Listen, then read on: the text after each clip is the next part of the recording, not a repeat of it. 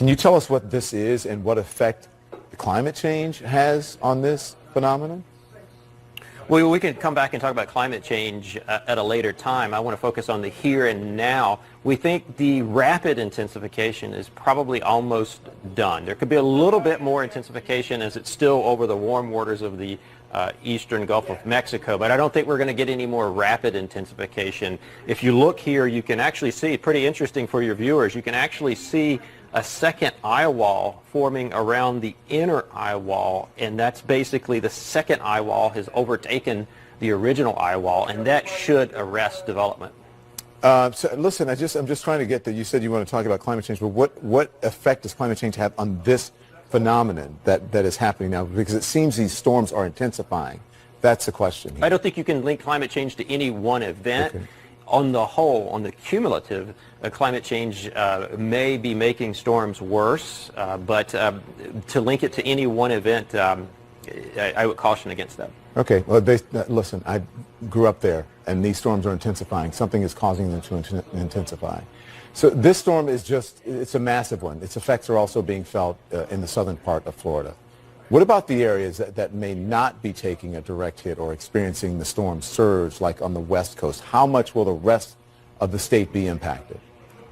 Yeah, that's actually a good question, because we flip out to this other graphic. You can see this orange area is the size. So if you think about how big the wind field is, and you can just see how big that wind field is relative to traditional hurricanes, and as that moves up and over the Florida Peninsula into the southeast United States, you can see this big area, blue area of tropical storm warnings. The war in Ukraine is quickly escalating into a wider horror, and from what I can see, practically nobody in this chamber is doing anything to prevent it. In fact, most people seem to get off on the fact that it's escalating. And at this precise moment, of course, as usual, the voices challenging the rush to war are attacked and silenced, smeared as traitors, cronies, Putin puppets, Kremlin stooges, Russian agents. Frankly, it's pathetic.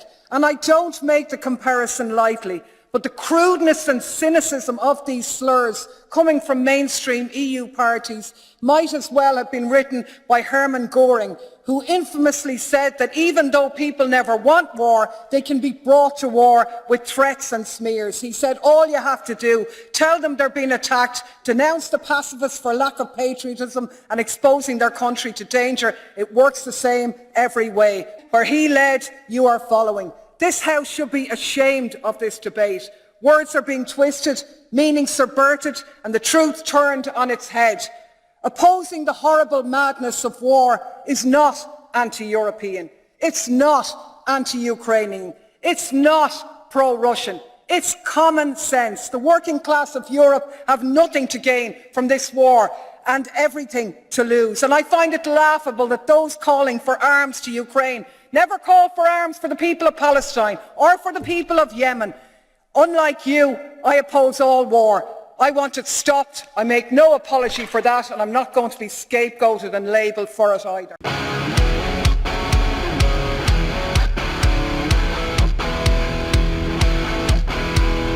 If you're out camping or you've hit hard times and there's no potable water anywhere to be found, just take your solar cooker with you, dip it in a lake, stream, or pond, open it up, put it out in the sun, and within hours you're going to have potable, sterilized drinking water. My link for your massive discount is in the description below. He's committed clear criminal activity. He's no more a journalist than the chair I'm sitting on. The information that he divulged did in fact put many people in jeopardy.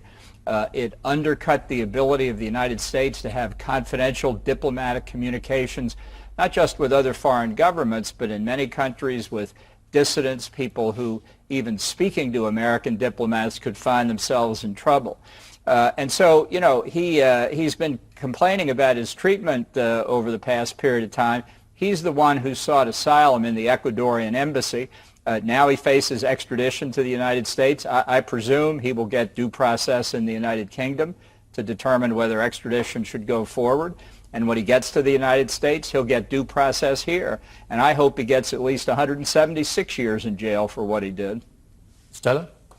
Well, of course, Ambassador Bolton is kind of the ideological nemesis of Julian. He has during his time for the Bush administration and later the Trump administration, sought to undermine the international legal system, ensure that the U.S. is not under the International Criminal Court's jurisdiction.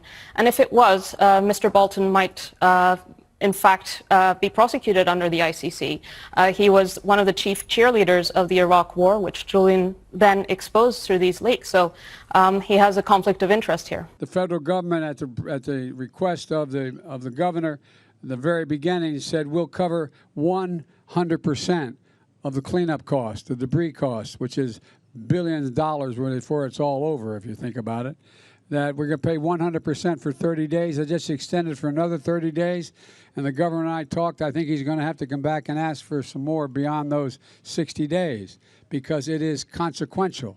Unless you clear the area, there's not much else you can do. I can tell you that there's a time for politics and there's a time to get things solved. This is a time for solutions. And yes, you need Daddy Biden to show up because he's the one that's got FEMA, he's the one that's got the big bucks, he's the one that's got the Army Corps of Engineers, and the people in Florida need help. But I want to highlight something that I think to me, was really significant, and I suspect to so many others. Just before going to Florida, Joe Biden went to Puerto Rico. Yes, he did. And he announced millions and millions of dollars in aid. He announced, even more importantly, that the U.S. Secretary of Energy is going to be in charge of modernizing the electric grid, which is, I can tell you that there's a time for politics and there's a time to get... I've written extensively when I was a law professor.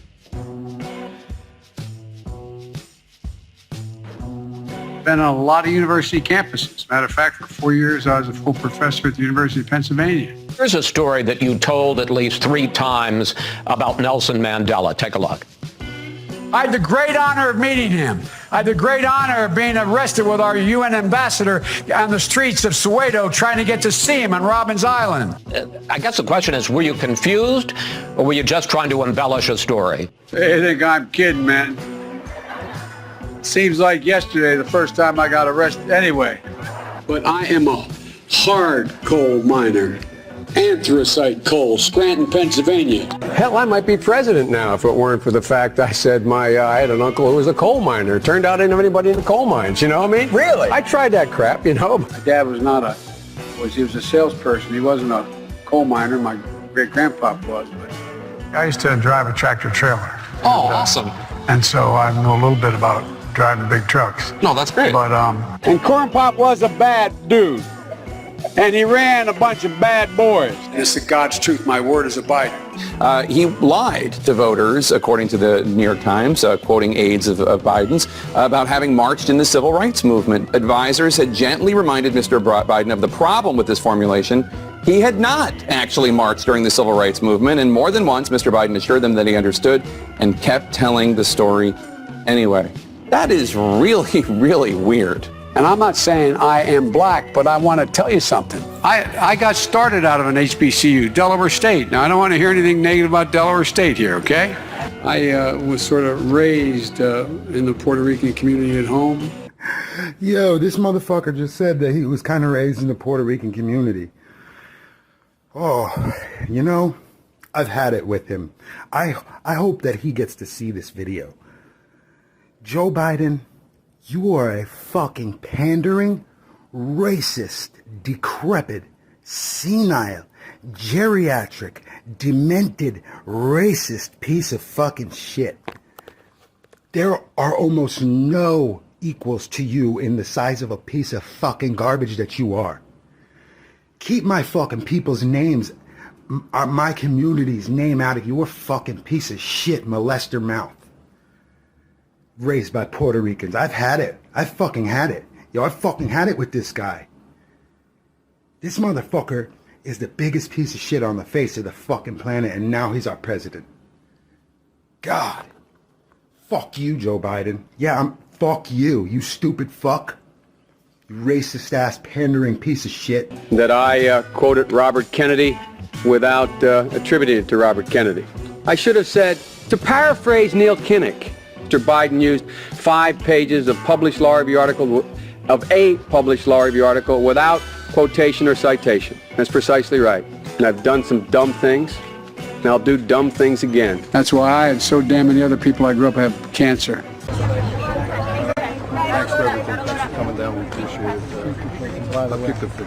you raised no one fucks with the Bible. Yeah, goddamn right. And you can't argue with your brothers outside the house. That's exactly right. Right? That's exactly right. No, the trip was not essentially for oil. The trip was about the Middle East and about Israel and rationalization of positions. But it is a disappointment, and it says that there are problems. Are you worried about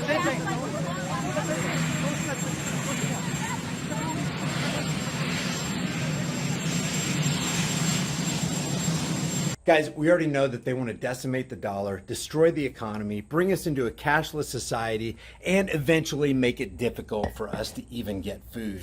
That's why I constantly promote My Patriot Supply. Every chance I get, I turn my fiat currency notes into long-term storable food. This stuff is awesome. It's got a 25-year shelf life. And one thing we're all going to need is storable food. It's better to have it and not need it than need it and not have it. With my link in the description, you get $100 off of every order instantly. It'd be a good idea to order it while you can, because I'm not sure how much longer they're going to be able to ship this out. My link for your $100 off discount is in the description below.